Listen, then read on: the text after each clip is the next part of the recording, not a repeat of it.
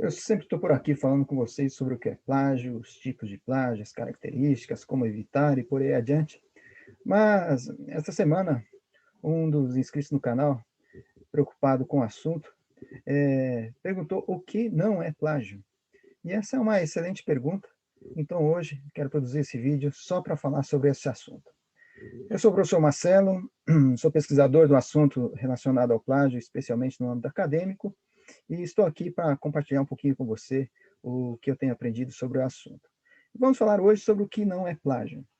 E para começar essa conversa com vocês hoje, eu queria começar mostrando uma notícia que lá atrás, quando eu comecei os estudos sobre o assunto, me chamou bastante a atenção, que foi um acontecimento aqui do nosso país, de um grupo de estudantes que fizeram o lançamento de um projeto, um projeto de negócio, que resultou nessa cachaça aqui, a cachaça João Andante, com esse rótulo que está aqui nesta página do Google, de acesso público, dessa maneira. Mas assim que a cachaça saiu a público e tomou um pouco de reconhecimento e relevância, a distribuidora desta outra bebida destilada entrou com uma ação de reivindicação de propriedade intelectual sobre esta marca. Por quê?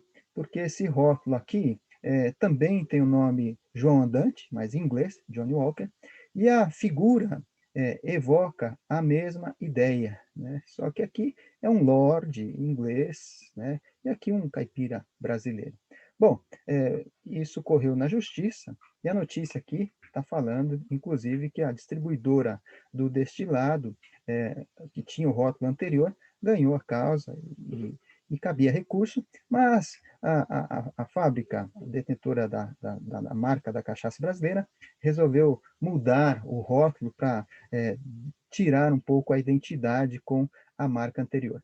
Então, isso aqui que eu estou mostrando para vocês foi uma disputa judicial que aconteceu relacionada a uma situação de ocorrência de plágio devido à propriedade intelectual indevida, que seria o uso ou a imitação da marca.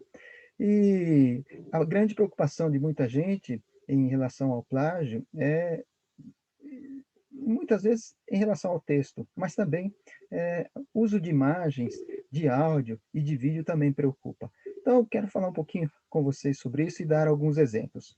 Para ajudar na nossa conversa, em primeiro lugar, quero mostrar para vocês uma coisa muito importante, que na própria legislação, quando a gente vai ver a nossa lei de direitos autorais, que é a legislação brasileira que orienta, que trata do assunto, a gente tem já previsto no artigo 8º o que não está sob o âmbito da legislação de direitos autorais. Então, tem vários itens aqui, incisos, que falam que as ideias, por exemplo, não estão submetidas à legislação de direitos autorais, então as ideias são livres, né? Outras coisas, como esquemas, planos, regras, né, de jogos, ou planos de negócio, isso também é de uso livre. Os formulários que precisam ser preenchidos, todo mundo pode copiar e utilizar. Textos de legislação, decretos, também são de uso livre, não estão sob direitos autorais. Informações de uso comum, que qualquer pessoa pode precisar ou utilizar, isso também não é regido pela legislação. Nomes, títulos isolados, né, nome de instituições, nome de departamentos, localidades, e o aproveitamento de ideias contidas nas obras com finalidade industrial. Bom, então você já está vendo aí que na própria legislação já tem uma série de coisas que falam, olha, isso não entra na discussão sobre direito autoral, propriedade intelectual. E tem um outro artigo na atual legislação brasileira sobre direitos autorais, que é o artigo 46, e ele estabelece o que não constitui ofensa aos direitos autorais. Neste artigo aqui também temos atualmente 8 incisos tratando sobre o assunto, e eu vou destacar apenas um deles, que é o artigo sobre a reprodução.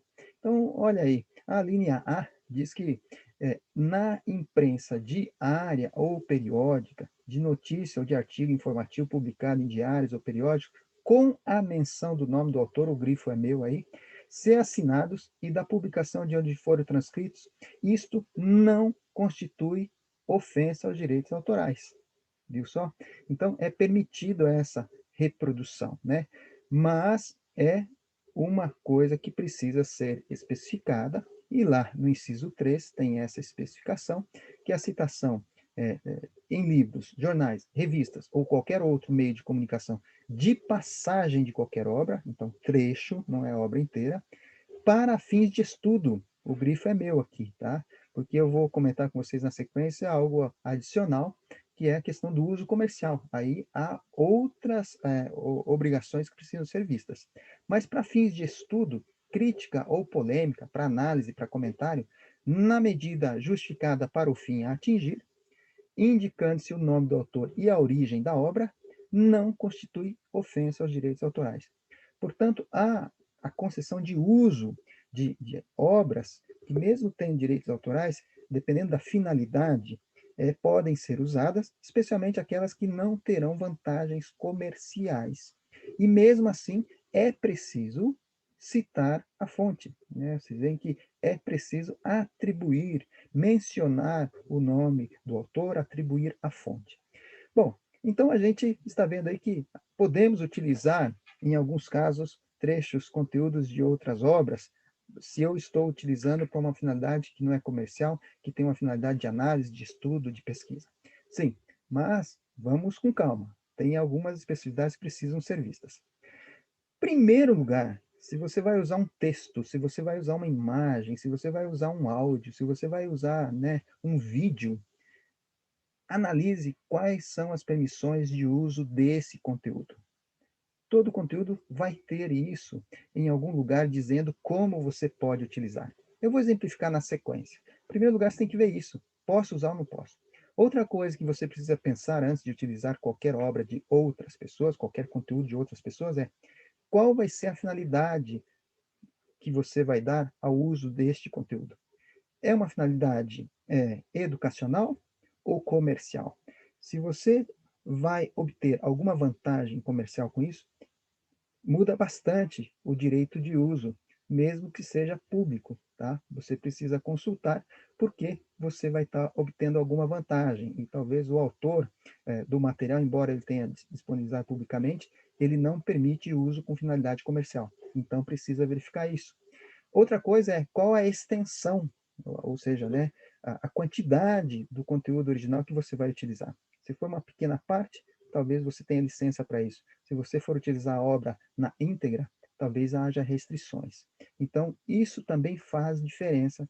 E outra coisa que precisa ser observada é quais serão as vantagens com o trabalho que você vai elaborar a partir daquele. Essas vantagens do ponto de vista pessoal, institucional, e a depender disso, talvez haja necessidade de pagamento de royalties de forma permanente, né, durante o período em que esta nova obra estiver disponível. Então, essas questões todas precisam ser observadas, parece um pouquinho complicado, então dá a impressão de que tudo então vai ser proibido. Não, vou mostrar para vocês que dá para usar bastante coisa observando isso. O que é aceitável em relação à reprodução? Olha, pequenas partes de obras, né? Trechos pequenos de músicas, de vídeos, de fotos, tirinhas, mas mesmo assim é preciso olhar se o autor autoriza a reprodução em parte, né? Pegar uma tirinha, por exemplo, em um site e publicar numa rede social, em alguns casos o autor talvez não permita, mas em outros casos ele permite se você citar a fonte. Em todos os casos sempre é preciso citar a fonte, né? E se a finalidade é uma finalidade educacional, que não vai te dar vantagem nenhuma, não vai te dar royalties, você não vai monetizar com isso, também é possível utilizar com bastante tranquilidade, se não há fins lucrativos na reutilização. E se o autor original não vai ser prejudicado de qualquer maneira, se você reproduzir aquilo, por exemplo, distorcer a autoria da obra, por você se apropriar dela sem citar o autor. Isso seria inaceitável. Bom, e se a obra estiver em domínio público e tiver já com uma licença pública reconhecida de uso, que são as chamadas licenças Creative Commons. Essas licenças, elas se tornaram globalmente reconhecidas e quando um autor produz uma obra, ele já coloca nessa obra como ele gostaria que ela fosse utilizada, o que ele permite. Então, você pode também olhar isso aqui, tem na internet disponível informações sobre tudo, sobre todas essas licenças, e você já vai vendo que tem 3 delas que já dizem aqui na imagem, ó, que não permite reprodução com uso comercial. Se tiver esse símbolo do cifrão aqui com o sinal de proibido, quer dizer que você não pode usar comercialmente, a menos que você pague os direitos autorais de uso. E aí, se você pagar, o autor vai te conceder o direito. Aqui, o direito de não uso comercial é o direito livre. Você precisa combinar com o autor se ele concede, tá bom? E aqui tem outras obras que permitem o uso, essa aqui é a mais livre de todas, permite que você use a obra de forma livre, à vontade.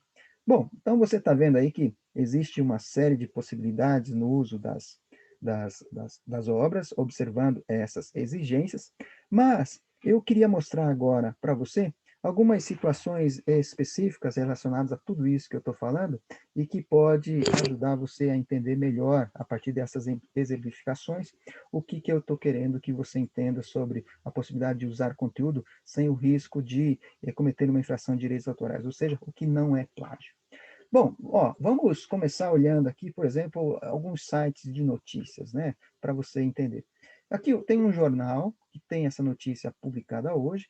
Eu posso pegar esse texto, né, copiar ele, e eu posso levar, por exemplo, a um documento qualquer que eu estou utilizando, e eu posso colar nesse documento, né?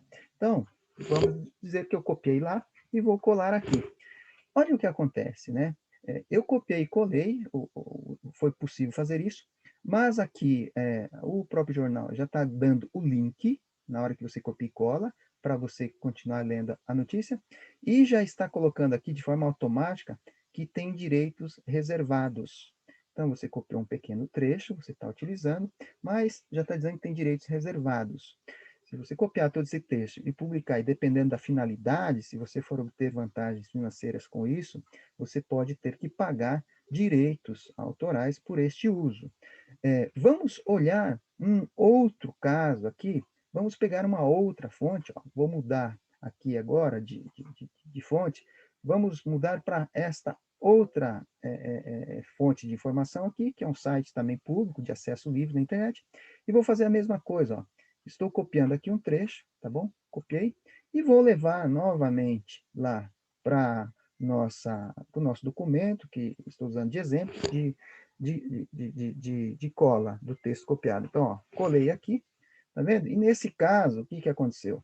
Você está vendo que, novamente, ele copiou apenas um trechinho e colocou já aqui o link para que o leitor veja na íntegra, na fonte original.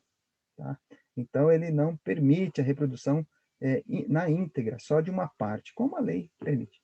E agora eu quero te mostrar aqui um outro caso que também já começa a se tornar comum.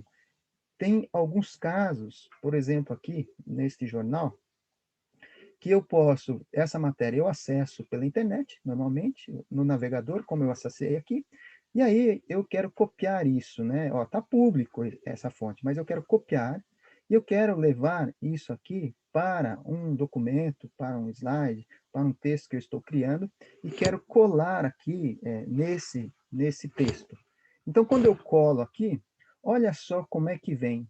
O texto que eu queria copiar e colar, ele não veio, mas veio uma observação automática de que o material jornalístico produzido pelo jornal Estadão é protegido por lei. As regras têm como objetivo proteger o investimento feito pelo Estadão na qualidade constante de seu jornalismo. Para compartilhar esse conteúdo, utilize o link. Então, ele não permite que você reproduza o conteúdo por direito autoral dele, obviamente, e dá o link para você divulgar a matéria para quem quiser ler. Então, você vai vendo aí que já existe nesses mecanismos aí um controle de autoria e que ajuda até mesmo o usuário ou o consumidor da informação na forma de usar corretamente. Do ponto de vista acadêmico, eu quero dar um exemplo para vocês, diferente desses aí, que são exemplos comerciais. Eu quero mostrar um exemplo de uso de informação científica, que é também muitas vezes uma pergunta que me fazem. Vamos olhar aqui, ó, por exemplo, esse site da Rockefeller University Press, que tem algumas revistas científicas, como, por exemplo, esse Journal aqui of Cell Biology. Bom, eu como pesquisador da área acadêmica posso ter interesse em algumas publicações, por exemplo, dessa editora e que saíram nessa revista científica recentemente. Então aqui está público, o navegador na internet vai encontrar essa informação, tá certo? Ele pode vir aqui, tá vendo? Ó, tem a publicação científica com a identificação, tudo, tá bom? Tem o registro aqui, tem os direitos autorais, né? E aí para você ter acesso a isso aqui, você tem que se cadastrar e pagar. Mas, digamos que você acesse esse artigo como assinante. Você pode fazer com ele o que você quer, né? Você pode copiar o texto, copiar um gráfico, copiar uma imagem e colar numa publicação sua. Isso é importante, viu? E a resposta é não, né? Você está comprando esse artigo para um uso acadêmico científico, mas se você for utilizar com fins comerciais uma imagem, por exemplo, se você for fazer uma matéria de jornal e for usar o gráfico desse artigo científico, você vai ter que ter uma permissão de uso, porque tem direitos autorais. Se for por finalidade acadêmica, você vai citar e referenciar, como a gente já viu na legislação autoral, e isso é possível. Então, tomar esse cuidado. E aí, como é que a gente sabe disso, né? Como é que eu sei se eu posso usar ou eu não posso usar? Olha, é sempre um pouquinho de atenção que é preciso ter. E isso é um hábito que a gente cria. Quando você está acessando aqui, por exemplo, essa fonte de informação, você vai ver que existe sempre lá embaixo, no rodapé, Privacy Policy, que é onde estão estabelecidas pelo dono da informação, por aqueles que detêm os direitos da informação, o que é permitido, né? Quais são as permissões e as licenças de uso. Então, olha só que interessante. Aqui, ele vai te dizer exatamente o que você pode fazer e o que você não pode fazer com essa informação. Então, olha, eles estão dizendo aqui, traduzir para o português para ficar mais fácil para todos vocês. Olha, a atribuição é necessária ao reutilizar o conteúdo do journal. E como é que você tem que fazer isso? Ó, dessa maneira você vai indicar o uso, tá bom, da informação, mas olha, em qualquer uma das seguintes circunstâncias, você pode usar o nosso conteúdo gratuitamente, mas fazendo a atribuição. Então, ó, se você for um dos autores originais, então você pode utilizar. Se o artigo foi publicado sob uma licença internacional Creative Commons, então você pode utilizar também de acordo com a licença. Você pode utilizar em sua dissertação ou tese de doutorado. Você publicou o artigo nessa revista de acesso restrito, mas você, como sendo autor, eles já estão dizendo, ó, tá combinado, você pode utilizar. Você também pode utilizar em um ambiente educacional, onde não será vendido com fins lucrativos. E aqui, pessoal, importante, né? Se você é produtor de conteúdo de EAD, e você fez um contrato de venda de conteúdo, e aí você vai usar este conteúdo que está sendo vendido, tem finalidade lucrativa. Então, não dá para você usar, né, sem ter o direito de uso dado pelo detentor do conteúdo. E para outros usos não comerciais, né, com a exclusão de postagem em sites espelho, em potencial dentro de 6 meses da publicação. Então, aqui fica tudo esclarecido o que pode e o que não pode ser feito. E, geralmente, nesses sites, o que acontece? Os detentores, eles têm também orientações de como você pede a permissão de uso. E eu vou mostrar agora para vocês um exemplo pessoal relacionado a isso, que aconteceu há pouco tempo. Eu estava precisando usar uma informação que eu encontrei em um site internacional, e esta informação que apareceu num site internacional, eu vou mostrar para vocês como é que eu fiz para obter o direito de uso dela, tá certo? Então, olha, vamos, em primeiro lugar, olhar aqui, né, para esta informação, que foi essa aqui, tá? Da Association of American Colleges and Universities. Eu encontrei essa informação aqui, que é uma escala de avaliação de competências informacionais, e eu fiz o download aqui, e queria utilizar, né, num slide para apresentação. E como eu já falei para vocês, aqui embaixo sempre tem Privacy Policy. Bom, para eu conseguir utilizar isso, então, o que eu fiz? Eu li quais eram as orientações de uso e tinha ali um e-mail para onde eu devia pedir o direito de uso.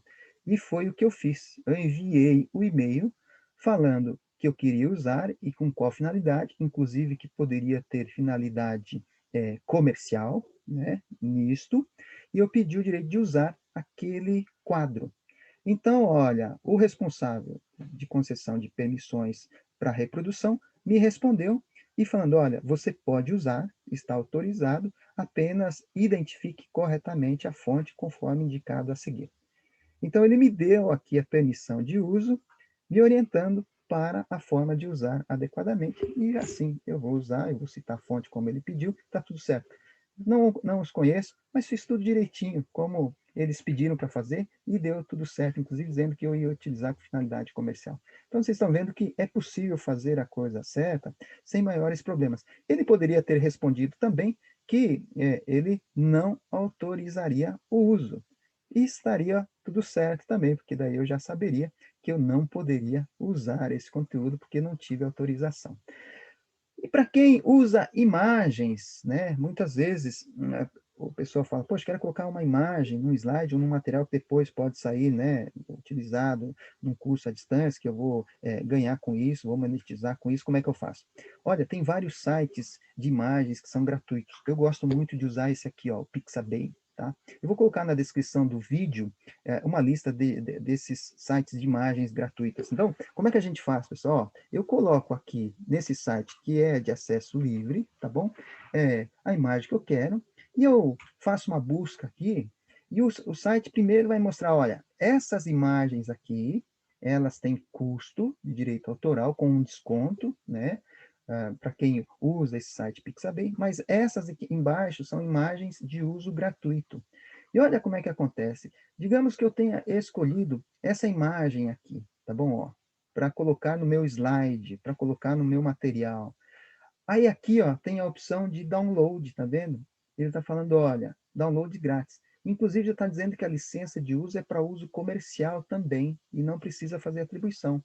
Mas o bacana aqui, né, que são imagens de alta qualidade, inclusive, quando você faz, né, o download dessa imagem aqui, por exemplo, quero mostrar para vocês uma coisa bem bacana que acontece aqui, que é até interessante e que eu vou recomendar para vocês. Quando vem aqui, ó, ele manda a mensagem, ó, agradeço ao autor da imagem, e aí a doação é espontânea, gratuita, tá bom? E ele diz que o crédito não é obrigatório, tá bom? Mas que se você quiser reconhecer o autor, aqui está a forma que você deve fazer isso, tá certo? Né? Você copia isso e cola no seu material. Então, é uma maneira de fair use, uma maneira de você usar de forma cordial o conteúdo ou material sem ofender os direitos autorais. E aí você tem a imagem aqui que você pode aplicar como quiser. Então, o Pixabay é uma excelente fonte de uso de imagens. O próprio Google tem também uma possibilidade de você encontrar na busca de imagens que têm liberdade de uso. Então, se você vem aqui no Google e vai fazer a busca, por exemplo, desse assunto, autoria, por imagens, tá vendo? Aqui nesse botão, ó, ferramentas, tá vendo? Ó, você tem aqui direitos de uso e você pode falar, olha, eu quero aquelas imagens que têm licença Creative Commons. Então ele já aplica aqui um filtro e ele vai trazer só as imagens que você pode usar com esta liberdade de direito autoral de licença Creative Commons. Então, pessoal, de forma geral, um pouquinho de atenção e cuidado nessa seleção, nessa busca, observando aquilo que a legislação fala, é possível utilizar bastante coisa de maneira correta, adequada, e que não vai gerar mais problemas para você, ou que não te dará problemas. Eu também vou colocar nesse material que eu vou disponibilizar para vocês na descrição desse vídeo, além da lista de imagens, vou colocar também uma lista de áudios, de sites que disponibilizam áudio. Eu não costumo usar muito isso nos meus vídeos aqui, mas para quem precisa e quer usar por algum motivo ou outro, também tem fontes de áudio que são gratuitos. E o próprio YouTube oferece, inclusive, também para quem quer começar a produzir vídeos, áudios para uso gratuito, tá bom? Então, pessoal, era essa as dicas que eu queria dar para vocês hoje. Obrigado por acompanharem meu trabalho aqui no canal sobre plágio. recomendo a todos vocês que se inscrevam no meu canal para receberem as novidades, tá certo? Divulguem também para as pessoas interessadas, principalmente o pessoal da área acadêmica, que é para quem eu produzo os conteúdos preferencialmente. Fica a divulgação dos meus 2 livros. Este livro, Autoria e Plágio, é um excelente manual para quem quer saber mais sobre o assunto, está disponível na Amazon. E o livro, Outras Palavras sobre Autoria e Plágio, é um trabalho mais conceitual, mais teórico, para quem quer aprofundar o assunto. Obrigado pela audiência e até a próxima.